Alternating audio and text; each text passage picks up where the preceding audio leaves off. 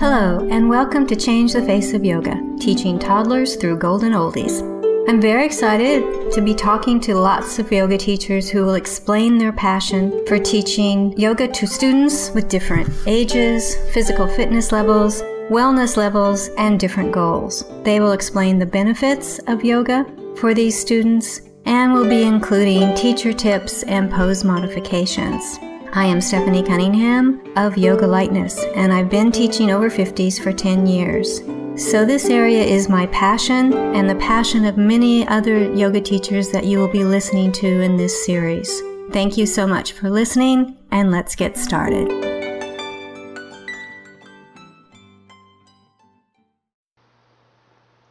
This is episode 001 of Changing the Face of Yoga. And we're going to be talking to Tracey McClay, and she teaches children's yoga, and she also includes children who are on the autistic spectrum. The Changing the Face of Yoga podcast, and our guest today is Tracey McClay.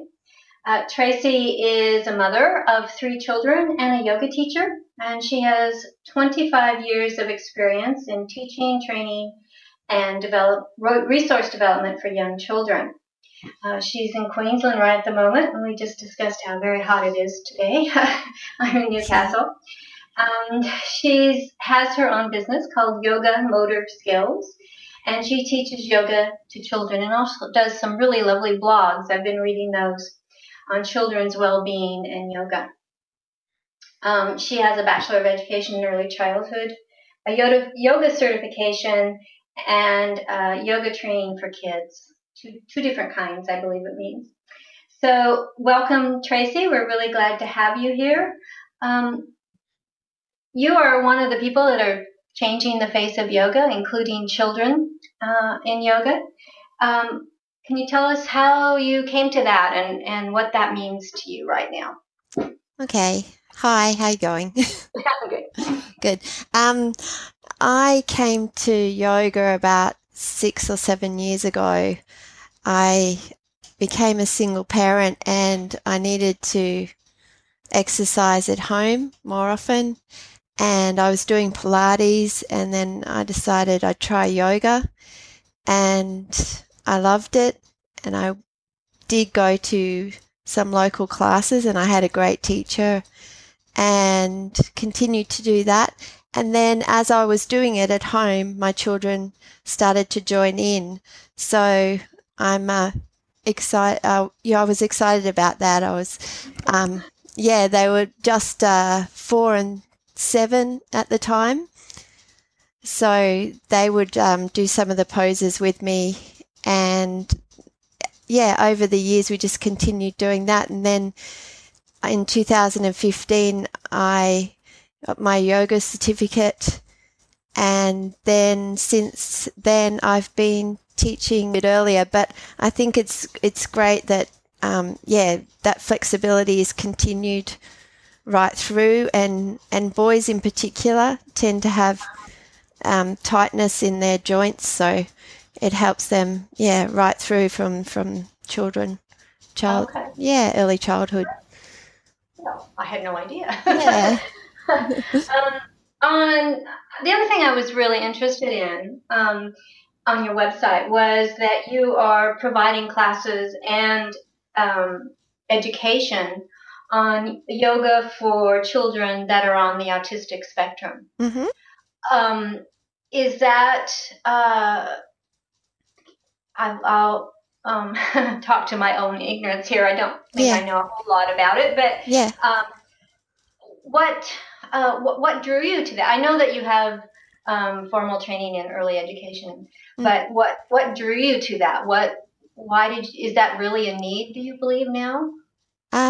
Well, when I was working as a kindergarten teacher, I did have 3 children in one group one year on the spectrum, and I did do yoga with that group, and I found that the 3 of them really liked that time that we had doing yoga, and they would come to the mat and straight away show me what they'd been practicing and I thought that was great. And they even started to enjoy the relaxation, and so I was really pleased with that. And then when I went into teaching yoga, a lady brought her son along and said he is on the spectrum, but I'd really liked him to give it a go.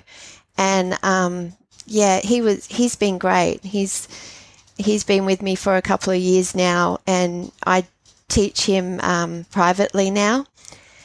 And I've just noticed, such a great positive changes in him. And his mother is talking about his stillness that they have. They have this time in the morning where they're just still together, and they go through their satanama with their mantra in the morning.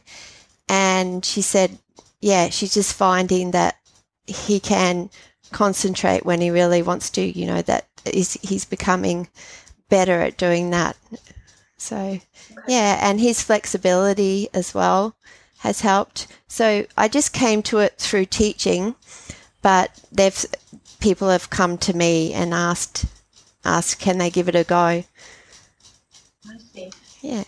When you say you have two different kids teaching experiences, mm-hmm. were children on the autistic spectrum included in those? That teaching?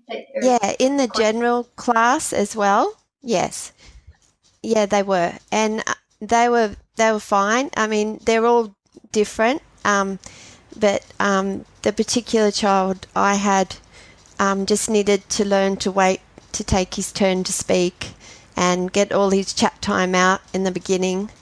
And I used some cards as well as cues, so he could keep his concentration going through the whole plan. And I'd use pictures because he learns visually, and that was it is often helpful for children on the spectrum to use pictures and outlines of what you require them to do, and to keep the routine the same.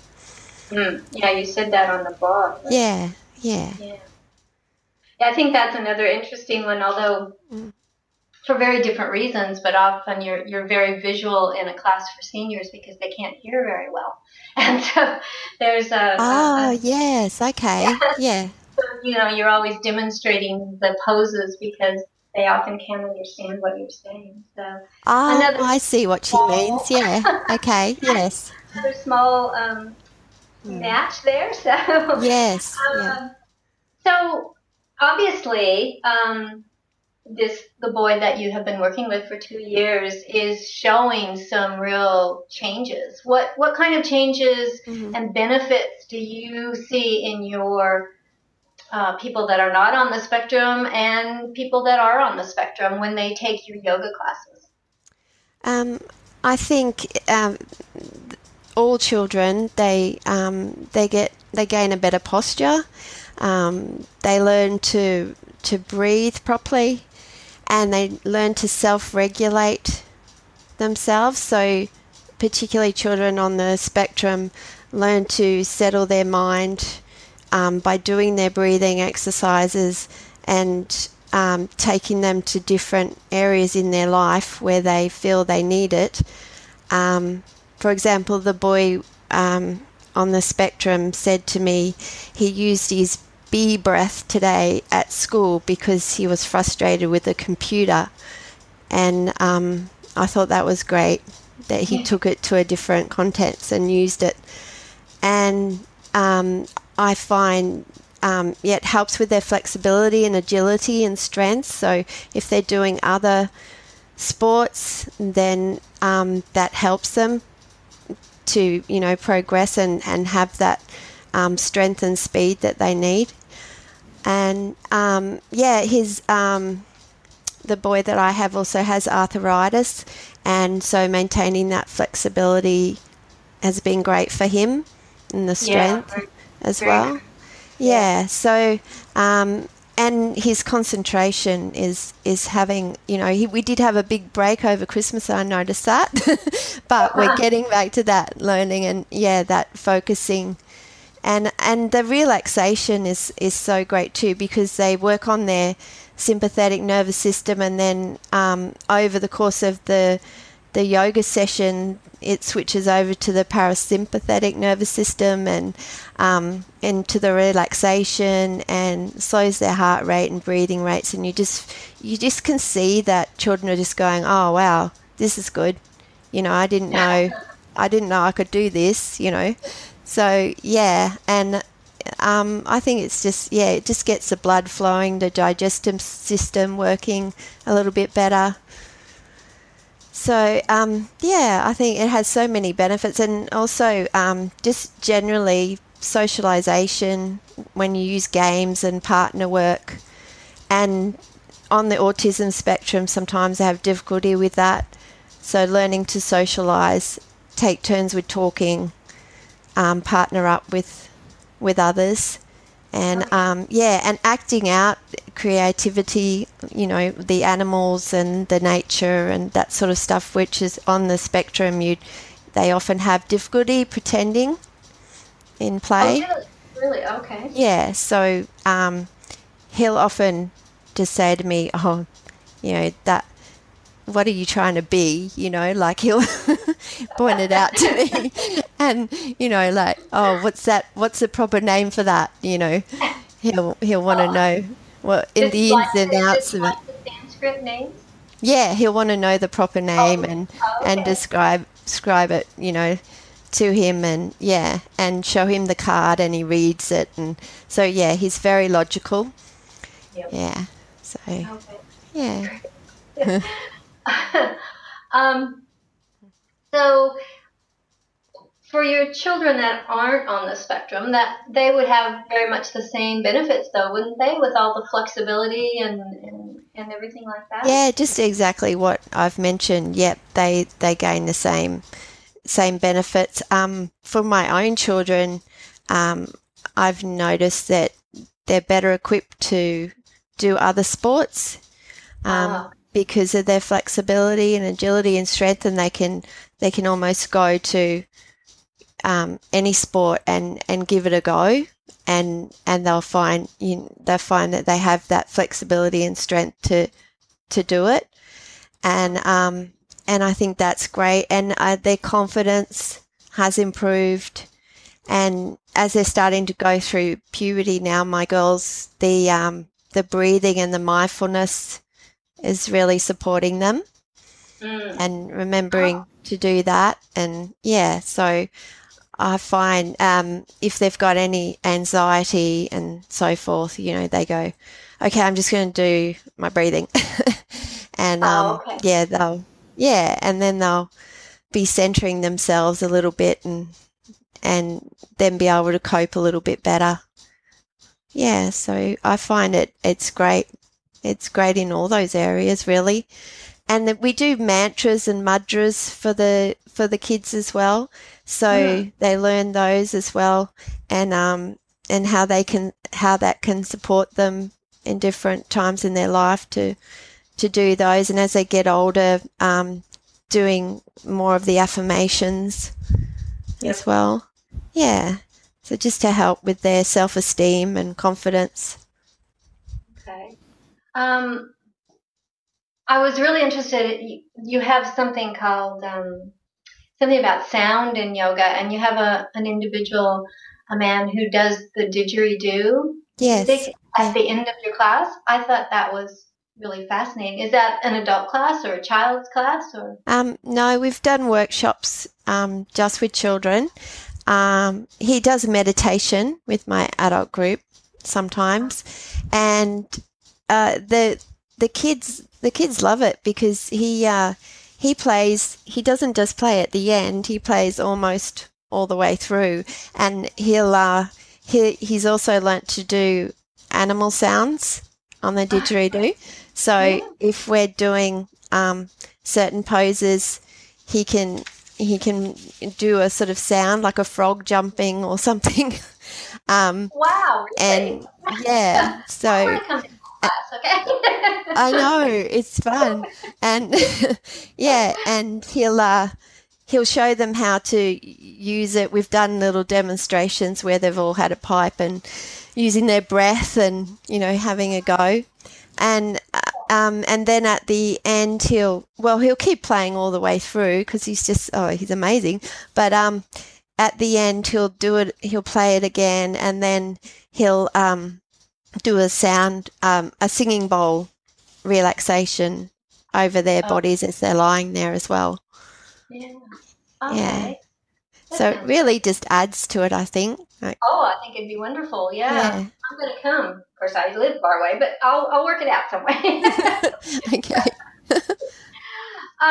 It sounds like you really enjoy this, that it's really kind of... Yeah, for sure. Yeah. Yeah. What I'm interested in, you've said it a couple of times, is how the children are taking this and using it off the yoga mat. Mm-hmm. Is that something that you're encouraging in class, or are they just learning it themselves? I do say to the older ones, 10, 11, I'll say to them, this is something you can do before a test, or if you're worried about something or you're feeling like you're not feeling confident and supporting yourself, maybe take this mudra or this mantra. And at different times, if you're dealing with friendships and things like that, how to get through those periods of time with your yoga. And so with your asanas and with your breathing, with your mantras, with your mudras, and then we talk about niyamas and yamas as well. So using that in their life, himse, being kind and not hurtful to others, and not being hard on themselves either. And I think that they can take that away from yoga as well, and not just on the mat. And their effort and perseverance, their tapasya, we talk about that, and bringing that to other areas of our life as well, and giving it everything, giving it our best shot. But it's okay. It's okay to failure. To fail if you do. That's just part of learning, and it's just a result, and you just you keep going. So I think all those things help in outside of the yoga room. Yeah, I do too, because that age group, that 10 to 11, that pre-teen, they really do have some confidence issues. I mean, everything is changing. Yeah. They're changing. Yes. The environment's changing, and so I can see where that could be just really wonderful for them if they took it. Could feel really comfortable doing it. I think that's great. Yeah, and with the teenagers, they get to learn how to do self-study, like get to know themselves and get to know their reactions to things, and to try and evaluate it and breathe before they react. And I think that's a great thing too. Yeah. Sorry? I said I should do that. Yeah, we all need to do that. Yeah, really. Yes. Okay. I'm writing this down. Evaluate before you react. Okay. Okay. So do you do teenagers too? I didn't see that on your list, but that doesn't mean you don't. No, I've worked with different community services, and they'll invite me to do like a 6-week program or something for a group of teenagers, and I do it that way. But I teach up to, so my 9 to 12, and then when they're like 13, 14, then I do have some private classes, and their mums come along. Oh, okay. With the teens, just the teen girls at the moment. So, and we do because they can cope with the asanas the same as an adult by then I can combine them, with an adult, and it's great that their parent wants to do it. So it's something they can do together. Yeah, because it's harder and harder to find things to do with teenagers that they'll allow you to do with them. Yes, I know. Don't get embarrassed. I know. Go away from me. Yes. Yes. Yeah. Okay. Great. I love that. Now you talked about doing yoga for children that are on the autistic spectrum. Have you done any work with adults or yoga classes with adults that are on the autistic spectrum? No, I haven't. No, just kids. But they're growing up fast though. You may have adults here pretty soon. I may. Yeah. So, is there any particular? Can I just say though, I do have a lady that has admitted to having ADD, and and I've noticed when I work with her in the group, the hardest thing is, I don't know what happened then. The hardest thing is for her was to learn to be quiet and still and be in her body and in her own practice, because her mind was racing all the time. Yes. And I had a man like that, and he could not do Shavasana. Yeah. Found it really hard. His knuckles, drove me crazy. Yeah, always doing something. Yeah. Yeah, I had to constantly. Yeah, I know what you mean on that one. Yeah. It's hard. So it's really impressive that you've gotten the children to calm down and to be still, because it's really difficult, I think, for their minds to let them go enough to relax. Yeah, with the young ones, I use eye pillows, and we pop it on their bellies, and they watch their stomach rise and fall as they breathe. So they pretend like they've got the pillow is like a boat on their bellies, so they watch it rise and fall over the waves of their breath, and it just gives them a little bit of a focus point, rather than just sort of waving their hands about. They can just put their hands gently on the pillow, and that tends to help with some children. And with the boy that's autistic, he likes to have his soft toy, he calls it, and he puts that on his belly and rests with that. Oh, okay. Yeah. Well, that's a good tip, because so what did you do with your adult with ADD? Did she just gradually learn to relax? Yeah. Well, she was a good friend of mine, so for a long time, 17 years, and so I was able to just say to her, shush. but I'd be a little bit more tactful if it wasn't one of my best friends. But yeah, but no, she was. I explained to her what the process was, and that it was her own practice to not worry about what anyone else is doing, and and just learning that stillness and clearing her mind and getting back to all that busy stuff after the class, like waiting till after the class, and so she's learning, she's so much better than she was, and you can see that her mind isn't as active as it used to be. She can be still and concentrate on what I'm showing her, so it's good. Yeah. Oh, that's great. Yeah. Because it is a learnable thing, but it's not easy. No, definitely not. No. She still sometimes scratches and does stuff in Shavasana, and I'm like, I'll go over and gently put her hands down again, and get her to relax. And we use the eye pillows on their eyes as well. So that helps. It does. Okay, is there... I was going to ask you if you have like a favorite pose for the kids.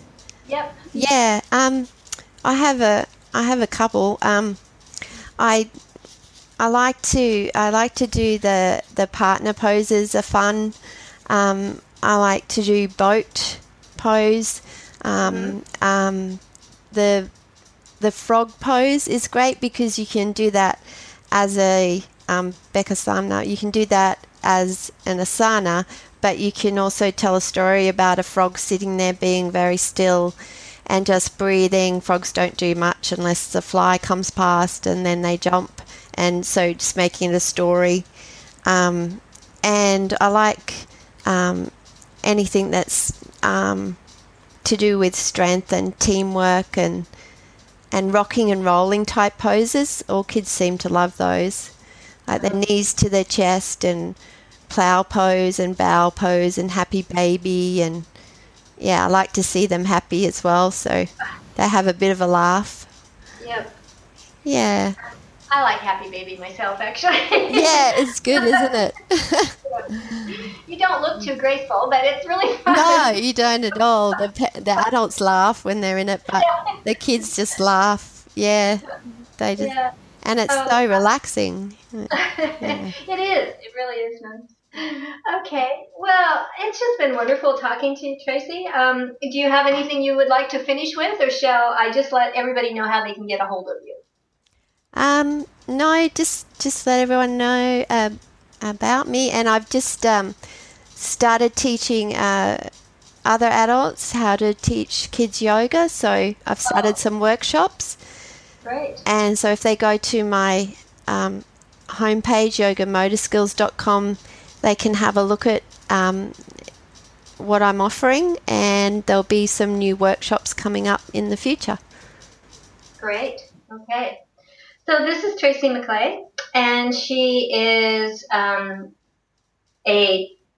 yoga teacher in Queensland, and she does not teach only children, but she teaches a lot of kids' classes.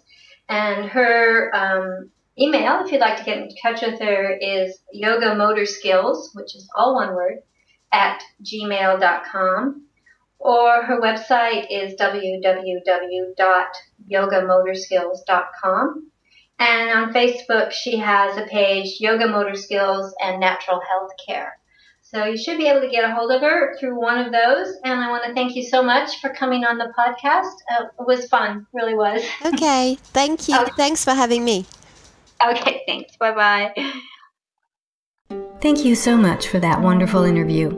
Now for the listeners. To be part of changing the face of yoga, teaching toddlers through golden oldies, please take a picture of yourself doing your favorite yoga pose and email it to ctfoy@yogalikeness, all one word, .com.au. That is ctfoy@yogalikeness.com.au with your first or full name. I will upload it to the Instagram folder, Changing the Face of Yoga. So we will have an album of the spectrum of students who represent the face of yoga. Please download and review this podcast and tell your friends who might be interested. Thank you, and let's get together next week.